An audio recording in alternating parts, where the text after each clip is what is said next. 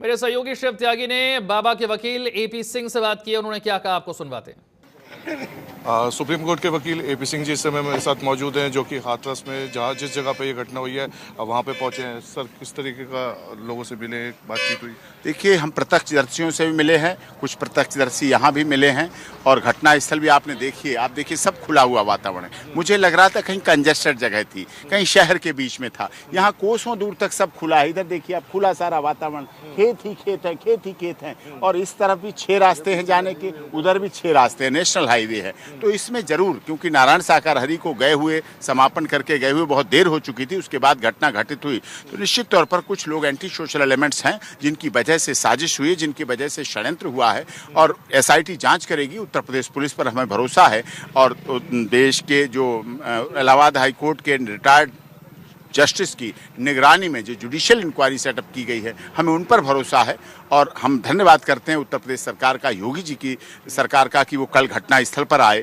खुद इतने व्यस्तता के बावजूद उन्होंने अपने डीजीपी लॉ एंड ऑर्डर को तुरंत भेजा, घटना की खबर सुनते ही अपने होम सेक्रेटरी चीफ को तुरंत भेजा और उन्होंने रुके भी रात में और सारा कुछ किया है।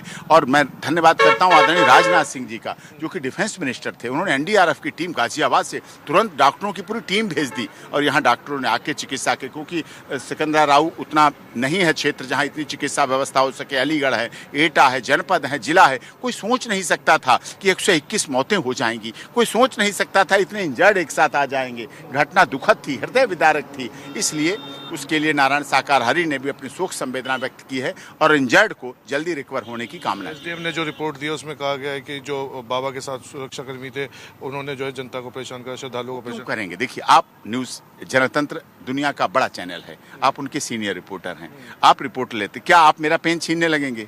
क्या मैं आपकी आईडी छीनने लगूंगा? जब समायोजन चल रहा है, समागम हो रहा है, मिलके हो रहा है, सभी लोग आयोजन में शामिल, किसको छीनेंगे? अपनी पत्नी का, अपनी माँ का, अपनी बहन का, अपनी बेटी का। जो आयोजन करता है, उन्होंने अपनी बहनों को खोया है, बेटियों को खोया है, माएँ मरी हैं, उनके खुद के बच्चे मरे हैं।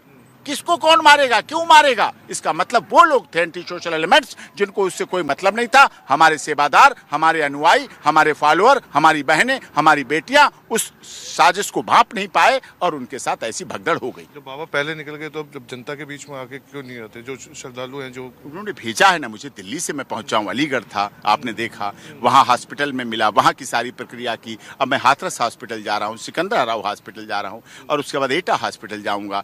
जो 17 मौतें अलीगढ़ की हुई हैं और अन्य जनपद के, हमने अलर्ट किया है सारी अपनी जिला मानव मंगल सद्भावना कमेटी को कि जहां कहीं जिस जिले का जो मृतक है, कोई तो कोई जिले का है पहुंचा यहाँ, तो वो हर जिले का जो मृतक है उसकी जिले की कमेटी जिम्मेदारी निभाएगी। जो इंजर्ड है और मानव मंगल मिलन सद्भावना समय कमेटी जिम्मेदारी निभाएगी और पूरी तरह उस जिम्मेदारी में वो लोग लगे हुए हैं। नारायण साकार हरि के यहाँ ना कोई चढ़ावा है, ना कोई चंदा है, ना कोई यहाँ पैसा दिया जाता, ना दान पात्र है, ना रसीदें कटती हैं। और नारायण साकार हरि स्वयं भी ना सोशल मीडिया है, ना व्हाट्सएप है, ना यूट्यूब चैनल है, ना फेसबुक है, ना पेज है, ना इंस्टाग्राम, इन सबसे दूर रहते हैं। इसलिए वो उपलब्ध भी नहीं हो पा रहे हैं। लोग आजकल तुरंत लाइव आ जाते हैं, तुरंत लाइव चलने लगते हैं, सब लोग चलने लगते हैं, लेकिन उन्होंने तो कभी जीवन में लाइव समझा ही नहीं। उनके पास तो मोबाइल फोन ही नहीं रहता। करूँ तो क्या करूँ? तो पर्सनल सिक्योरिटी की बात सामने आ रही है कि पर्सनल सिक्योरिटी लेके चलते हैं, बाउंसर्स हैं, आर्मी के महिला लोग कहते हैं काले कपड़े पहने थे। अब ये बेटा युवा काले कपड़े पहने हैं तो क्या कमांडो हो गया?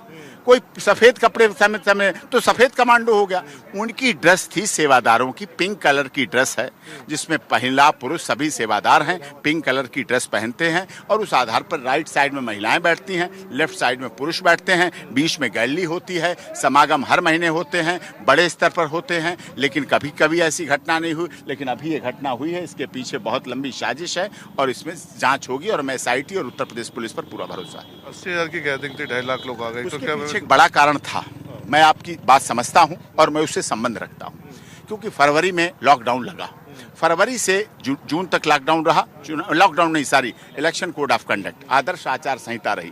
तो इलेक्शन कोड ऑफ कंडक्ट में कोई उन्होंने आयोजन नहीं किए, लोगों को दर्शन नहीं हुए, लोगों को श्रवण करने को नहीं मिला ब्रह्मवाणी को। तो शायद ये भी कारण रहा कि जुलाई का जो प्रथम मंगल था उसमें भीड़ अधिक आ गई, क्योंकि फरवरी से लेकर जून तक कोई आयोजन नहीं हुए थे। नारायण साकार हरि कानून में विश्वास करते हैं, इसीलिए कोई आयोजन नहीं कराए उन्होंने और ये घटना हुई। और कुछ लोगों का मैं ये भी समझता हूँ, जो चुनाव हुए इसी बीच में बोला गया चुनाव के लिए सनातन धर्म डेंगू है, मलेरिया है, HIV है, एड्स है। ऐसा बोला गया नेताओं के द्वारा कि सनातन धर्म के लिए गालियां दी गई, रामचरितमानस को फाड़ने जलाने की बातें की गई। गीता में क्या है? राम काल्पनिक है। अयोध्या क्या है? अयोध्या का मंदिर का पानी चू रहा है। अयोध्या में हार गई भाजपा। ऐसे लगाए गए, हिंदू को बदनाम किया गया। नेता प्रतिपक्ष ने 3 दिन पहले क्या बोला सदन में? हिंदू हिंसक होता है। तो शायद भीड़ इसलिए वेदिका आ गई होगी कि वो जवाब देना चाहती धर्मगुरु से अपने मिलके धार्मिक अनुष्ठान में आके कि नहीं होता हिंसक। बहुत बहुत धन्यवाद बात करने के लिए। AP सिंह है जो सुप्रीम कोर्ट के वकील हैं, जिनका कहना है कि इस पूरे मामले की